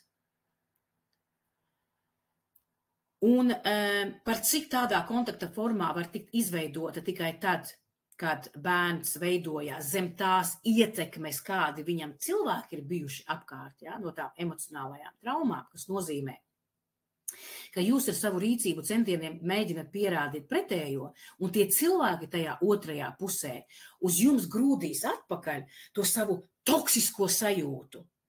Un jūs sāksiet just, ka it kā ar jums nav kaut kas kārtībā. Jūs jūtat kaunu, bet tas ir patiesībā to cilvēku kauns. Un tad vienīgais veids, kā dzīvot tādā realitātē, ir it kā veikt soļus, it kā iekšēji sevi, lai padotos. un lai iekšēji paslēptos. Un tad jums zūd automātiski iespējā adekvāti sevi izpaust. Vai sajust sevi kā svarīgu. Tad šis notiek tad, kad attiecībās ir tā saucamais gaslightings, par ko mēs runāsim. Kādā varbūt 3., 4. nodarbībā. Vai arī, piemēram,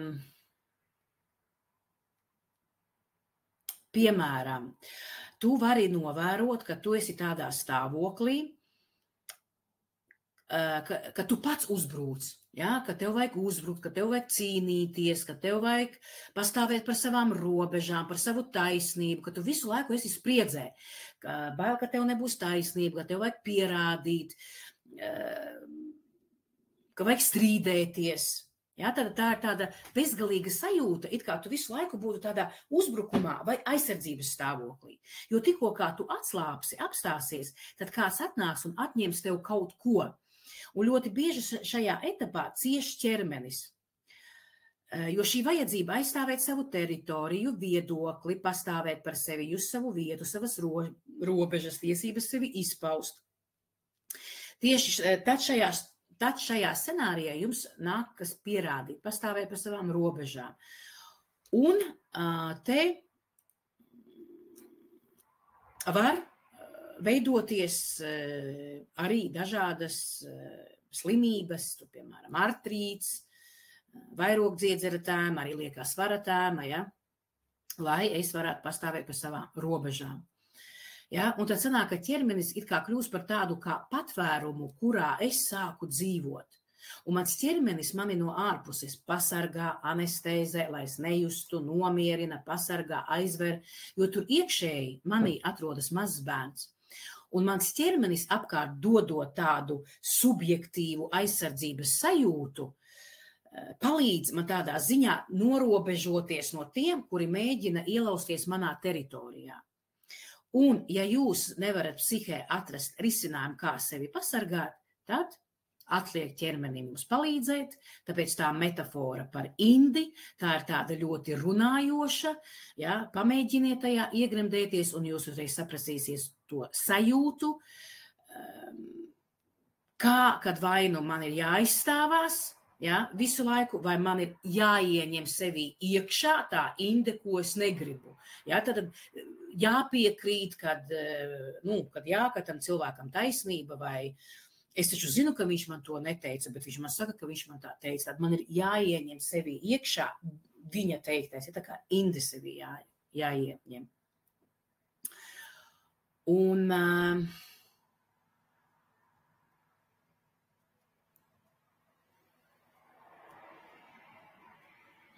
kas te vēl tālāk? Jūs it kā saprotiet, ka jums vajadzētu pateikt stop, ka ar jums tā nedrīkst apieties, ka tas nav pieļaujams, ka pret jums tā nedrīkst izturēties. Ja, ir tāda sajūta, ka tā nevar būt. Bet jūs nevarat neko izdarīt, jūs nevarat tam pretoties, jūs jūtaties vāji. Ja, tāda sajūta, it kā jūs zaudētu kādu sevis gabalu. Un jūs izvēlaties palikt, ciest, pamazām sevi tērēt, un pakāpeniski jūs varat sākt ievērot, ka jums enerģētiskais fons sāk kristies, vitalitātes sajūta, vēlme dzīvot, sāk kristies, un pakāpeniski veidojās tāda stresa fāze, kurā uzrodas tāda toksiskuma sajūta, ja mēs to vēl sauksim par klejojošo nervu, ja, kas nozīmē, ka jūs pakāpeniski izdegat, jūsu tas iekšējā amortizācijas spēja tiek sadedzināta, un pakāpeniski jums ir tāda sajūta, it kā jums pasaule nāk arvien tuvāk un tuvāk. Jūs sākat šo it kā neadekvāto pasauli just ar savu ādu, un jums ir tāda sajūta, ka jebkurš otra cilvēka vārds, skatiens, viņa neadekvātā uzvedība attiecībā pret jums, viņa sāk palikt ļoti sāpīga. Tā jūs ievaino. Un jūs pastāvīgi atrodaties tādā nedrošības sajūtā, jūtīguma, toksiskuma, un vienīgais, kā kā šeit psihe var sākt aizsargāties, tas ir zaudēt interesi pret pasauli, noslēgties, iekrist tādā enerģijas saglabāšanās stāvoklī, lai netērētu enerģiju uz šo kontaktu. Un jebkurš piedāvājums jums var piedāvās, varbūt aiziem uz kafejnīcu vai uz koncertu, vai atnāc un paskaties, es tur to un to atnesu. Vienīgais, ko jums gribēsies, ir, lai mani neaiztiek. Liekat mani mierā. Jo jums uzrodas vēlme izolēties, ekonomēt resursus, tāpēc, ka jebkurš kontakts, tas ir kā zaudējums, spēka zaudējums, enerģijas zaudējums, iespējams pašam sevi zaudējums. Ja, apmēram tā izskatās nepatīkamākais tēls, tas deficīts, kad tas pašvērtējums ir ļoti zems. Ja? Ļoti, ļoti zems. Kaut kas te jums atsaucās, kā jums liek justies šis mans gabaliņš, teksta gabaliņš, atmiņas sajūtas, ko ar jums šis tekstiņš dara?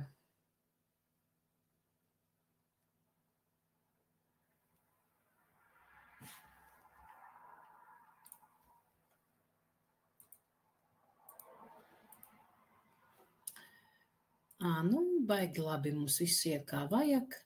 Vēl ir palicis, es jums pastāstīšu par 4 pašvērtējumu veidošanas etapiem, kādas minūtītes 10, un tad mēs iesim uz 10 minūtēm pārtraukumā. Tā.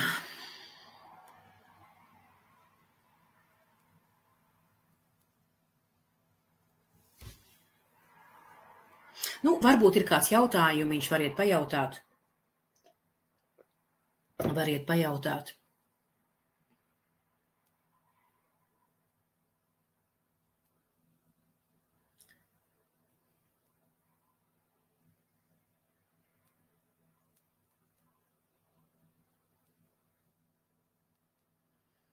Jā, Ieva raksta. Tur tāds nāk, Ieva, kauna sajūta, vai, piemēram, es iešu uz to kafejnīcu, bet es negribu runāt, man vajadzēs runāt, man vajadzēs izklaidēt, pa klaunu tur būt, ja priekš kā man to vajag, vispār sēžu mājās, saku, potīti sāp, leci sāp, nekur neiešu. Jā, tātad simptoma sekundārais izdevīgums.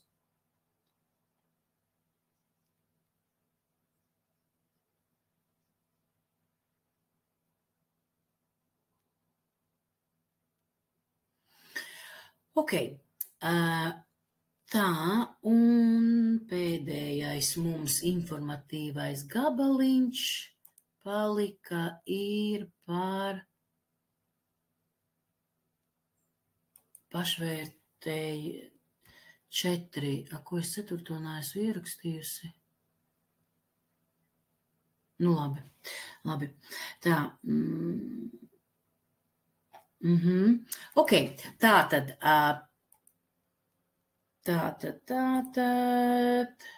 pašvērtība, pašvērtējums, ja?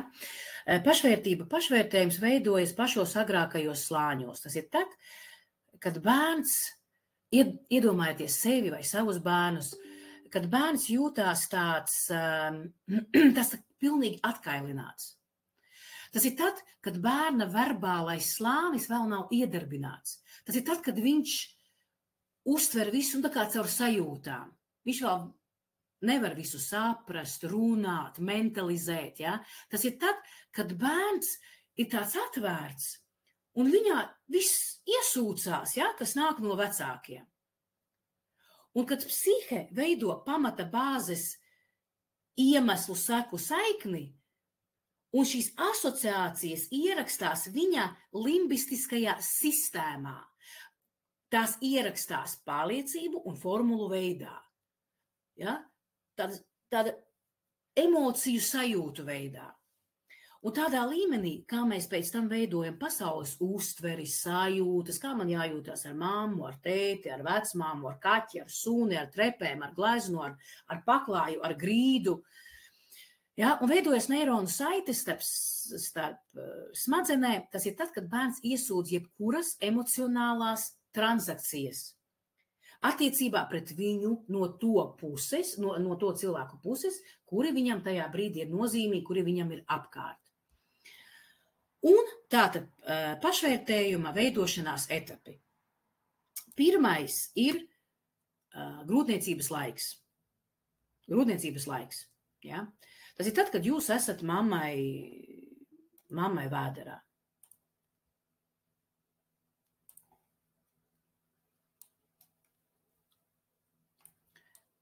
Mammas vēders un jūs mammai vēderā. Sajūtat, jūs esat mammai vēderā.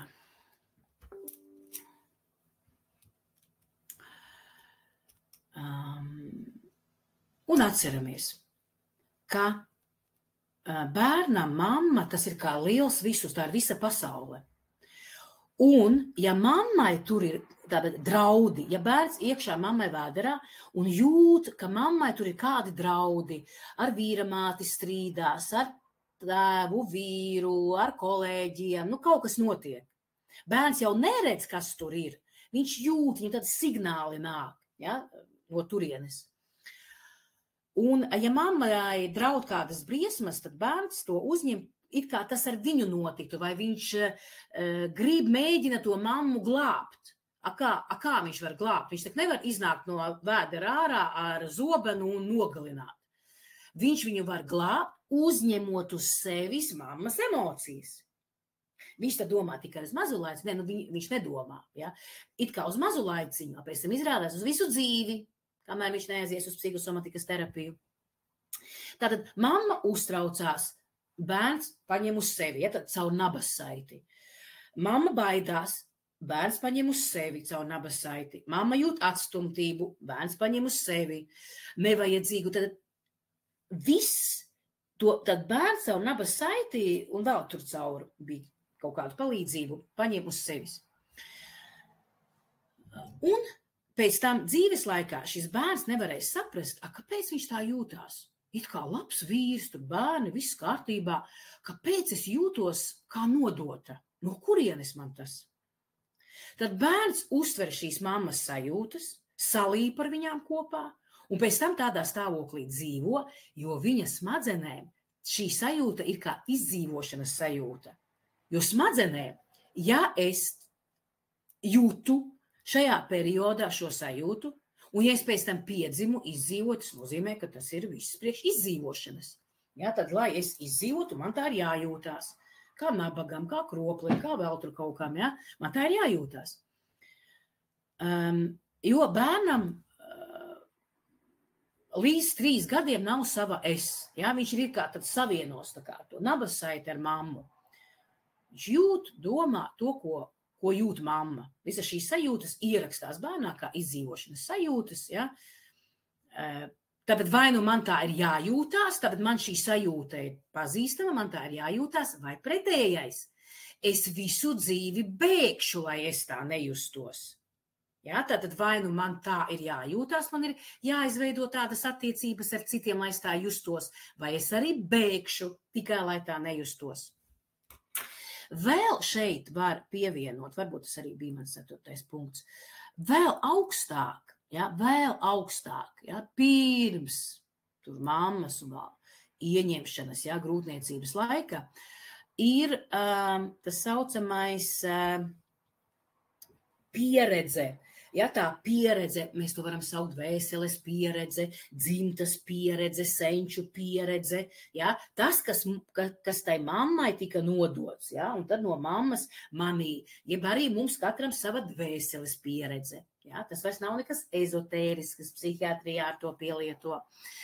Un tātad, pirmais tātad ir tur augšā, ja, tātad senču vēseles pieredze, un tad ir grūtniecības laiks. Ja, tātad tu atrodies mammā, mamma ir tev pats galvenais cilvēks, visa pasaule, jo no viņas ir atkarīgs, vai tu izdzīvosi vai nē. Ja mamma jūtās labi, mierīgi, nav stress, tad, tev arī labi. Ja, tad viss kārtībā. Bet viss cietsirdīgākais moments ir tad, ka, ja bērns mammai ir kā kompensācijas formāts, piemēram, es piedzemdēšu bērnu, es aprecēšos, un tad mums būs labas attiecības. Vai arī es aiziešu ar viņu kopā dzīvot, palikšu stāvokli, lai man ar vecākiem nebūtu jādzīvo. Vai lai man būtu kaut kādas atlaides, kaut kāds kredīts nebūtu jāmaksā, kaut kas tāds. Bērns kļūst par kompensācijas formu. Jo arī tad, ka mēs, tad mamma, viņa nejūtās vērtīga, ja, tātad, ja viņai nav bērna, ja, tātad viņa tā kā neietilp šajā sabiedrībā, viņai vajag kompensēt savu nevērtīgumu, un viņai, palikšu stāvoklī, lai justos vērtīgā. Protams, ka viņa nejutīsies no tā vērtīgāka. Jā, tur, piemēram, pieņemt sabiedrībā, ka tu 30 gadi jābūt bērnam. Viņai prasa, kad dzemdēsi, kur bērns? Un viņai apnicis tas, ja? Viņa sāk justies, kad viņa neiederās, ja? Tajā sabiedrībā. Bet te arī tie, kas viņai jautā, jūs viņu audzināsiet to bērnu. Labi, es viņu piedzemdēšu, audziniet, ja? Kāda jums starpība? Jūs tak viņu neaudzināsiet, man tak viņš ir jāaudzina. Tāpēc es palikšu vai nu stāvoklī, ja man zemes pašvērtējums, ja nē, uzlikšu mīksto, ja? Nē, jums viņu audzināt, ja? Negribu, nedzemdēju.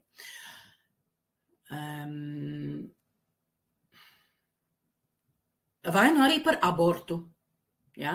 Par abortu. Piemēram, es sev atradu tādu tēmu. Es jau nezinu, ka tā bija, man tāda sajūta atnāca. Es zinu, ka mamma gribēja ar mani taisīt abortu. Ja? Tas ir 100 punktu, mamma pati stāstīja. Bet man atnāca tāds vienā izstrādē, ka es kaut kā vēseliski, vai kā jau tur tas notiek, lūdzos, lai mamma mani saglabā, lai mamma neiztais ar mani abortu. Es izlūdzos mammai dzīvi. Mamma mani saglabāja, un tad, kad es piedzimu, un tad tāda, tu gribēji dzīvot. Un man bija tāda sajūta, ka es esmu piedzimusi bez pieredzes, kas no vienas puses ir labi, kas nozīmē, ka es varu veidot pati savu pieredzi. Tas taču ir super, veidot savas pārliecības. Bet es jau to tad nezināju. Pēc vairākiem gadiem, kad es veicu sev izstrādes, es to atradu.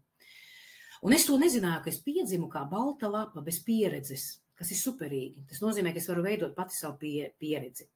Man viņas nebija, un tad es sāku stūķēt sevi iekšā, kā arī daudzi no jums, citu pieredzes, vecmāmas, vectēva, mammas, citu pieredzes. Un sāku dzīvot savu citu pieredzi.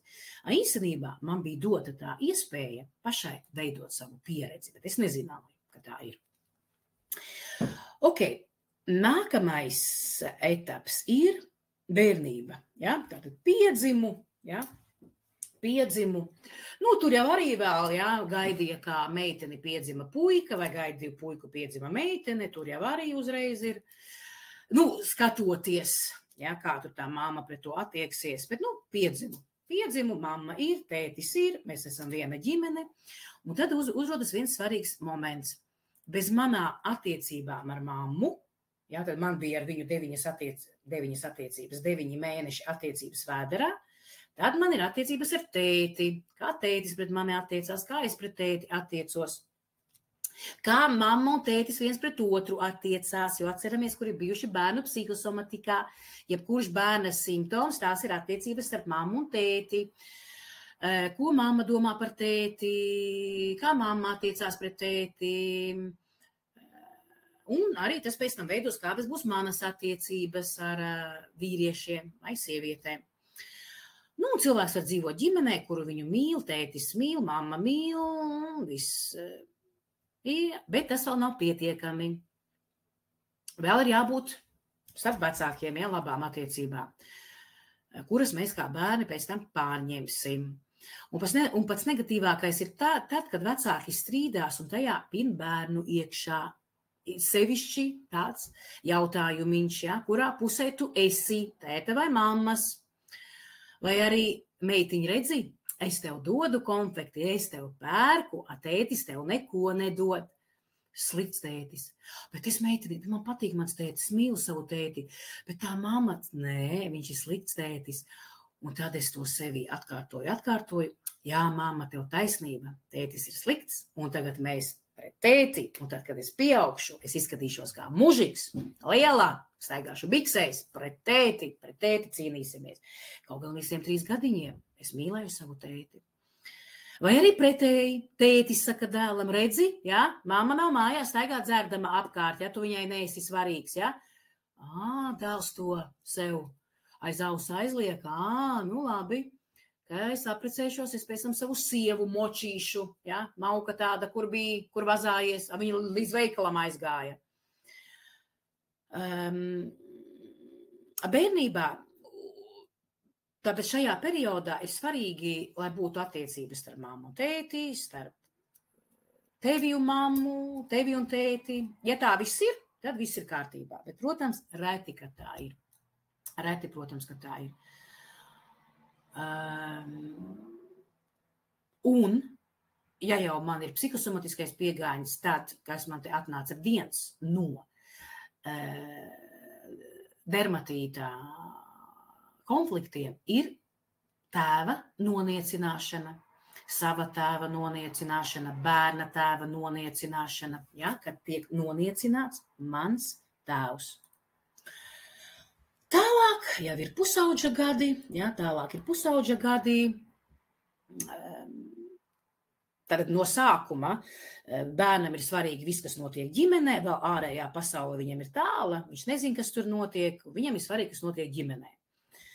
Jā, tātad līdz tur noteiktam vecumam mēs lielāko daļu atrodamies tur mājās, mūs baro, mūs vadā, mēs pieaugam, attīstamies. Cilvēks turpina augt, attīstīties, un viņam bez tās šūniņas, kas saucas ģimene, viņam parādās apkārt vēl citas šūniņas, citas ģimenes.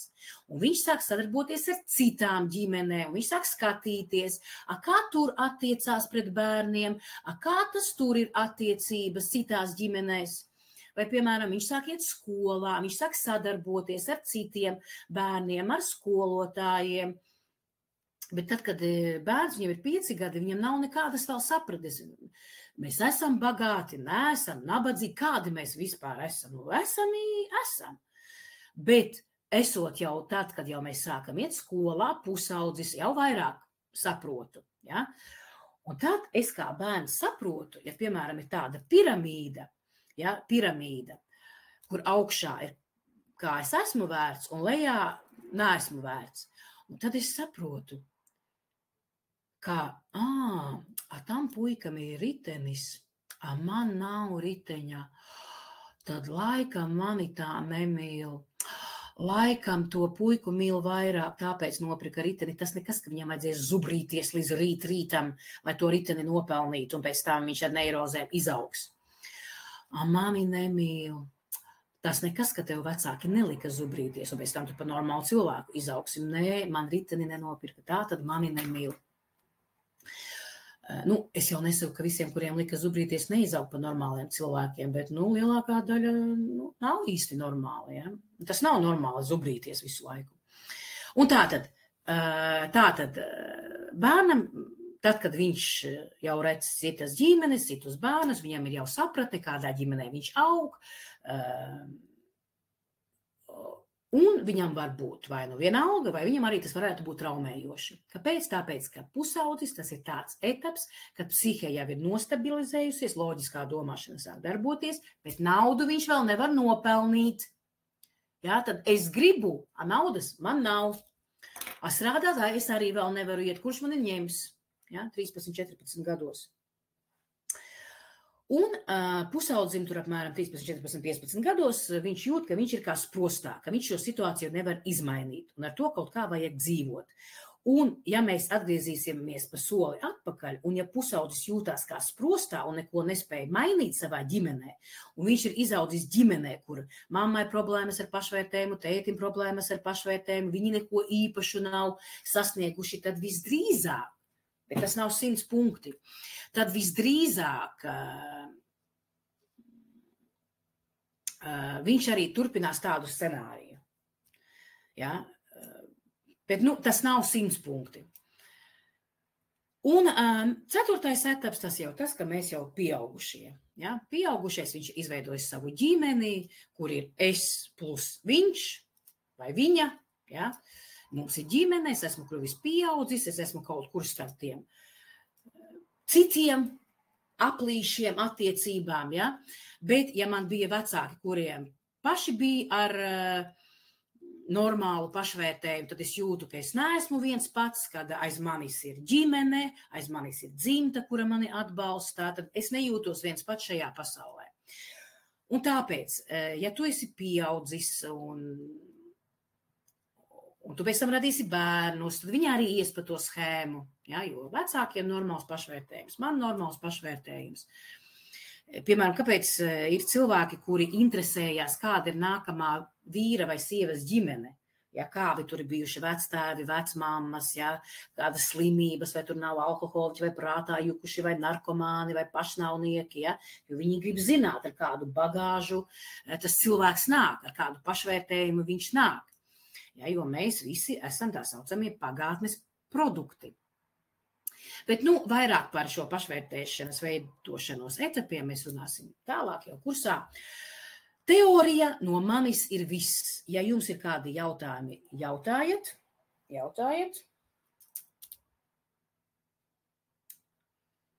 Un tad mēs iesim 10 minūšu pārtraukumā un atnākot atpakaļ. Nākot atpakaļ, mēs dosimies vingrinājumā, bet es tikko kā atcerējos, šī pirmā daļiņa būs izliktā publiski, bet otrā daļiņa nebūs. Tā nebūs izlikta publiski, tāpēc, lai ierakstās šajā pirmajā daļiņā. Ja jums šī tēma aizķēra, jūs sapratāt, ka laikam man ar to pašvērtējumu nav kaut kas kārtībā, ja pretējais, ka man ir baigi augstais pašvērtējums, tad uzaicinu jūs uz kursu pašvērtības koeficients. Nākamā nodarbība būs 6. oktobrī. Pievienojieties, vēl iespējiņa ir, gribās teikt 3 cilvēkiem, labi redzēs, mēs jau esam vairāk kā 50. Tāpēc, ja jūs esat gatavi uzņemties atbildību, ir apnicis sēdēt šajā zemajā pašvērtējumā, nāciet uz šo kursu, lai saņemtu informāciju, instrumentus, ar kuru palīdzību jūs varat iztaisnot savu mugurkaulu, ar kuru šo instrumentu palīdzību jūs varat just savu vietu šeit, šajā pasaulē, uz ko jūs varat pretendēt, uz ko jūs varbūt nevarat pretendēt, kā jūs esat vērti, kur jums, varbūt nekad tas nebūs.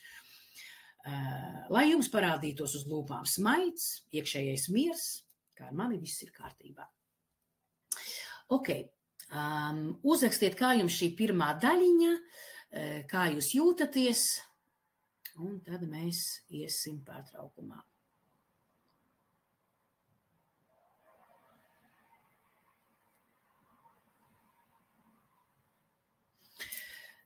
Maija, tas ir par ko es labāk neteikšu, ko domā, lai man nebrauktu virsū. Ja tas ir te par kursu kaut kas, tad labāk nesaki, jā, jo tur ir bloka.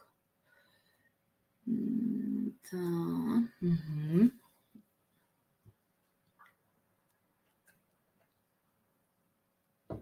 Ok.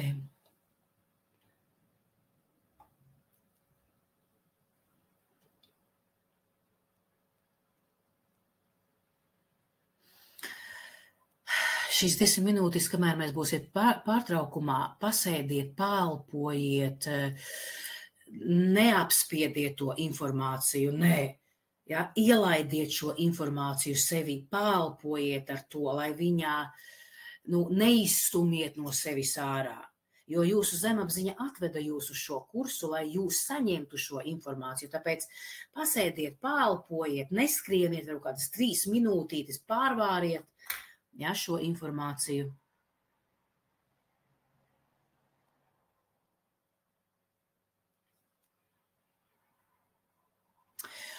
Labi, tā, man rāda 45, tiekamies 55 uz terapeitisko vingrinājumu. Jā, un var arī iztaipīties. Ļoti laba doma iztaipieties, ja? Tiekamies 55.